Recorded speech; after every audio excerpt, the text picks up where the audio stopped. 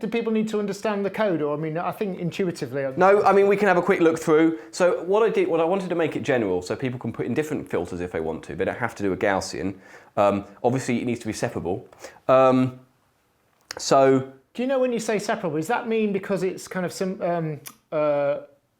There's a line of symmetry. So it is to do with symmetry, but mainly the important thing is that the vertical followed by the horizontal pass needs to perform the exact same operation when multiplied together as the final matrix. Right? Otherwise, it's going to do something different. Is that something some maths people could prove? Well, yeah, it's a vector. Yes, exactly.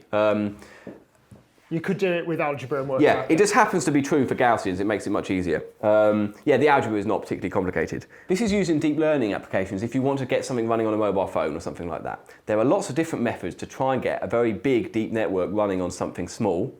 Separable convolutions is one option, right? So what it does is it replaces your big, let's say, 7x7 convolutions with a 1x7 and then a 7x1, and that makes it just that much faster. If you do that for every layer in your network, suddenly you've got a huge memory and performance benefit from this, right? There are lots of other ways, maybe we can talk about them another time. So in terms of the code, it's very straightforward. We'll release it. I might do a C# one as well, seeing as there's been some love for C# in the comments.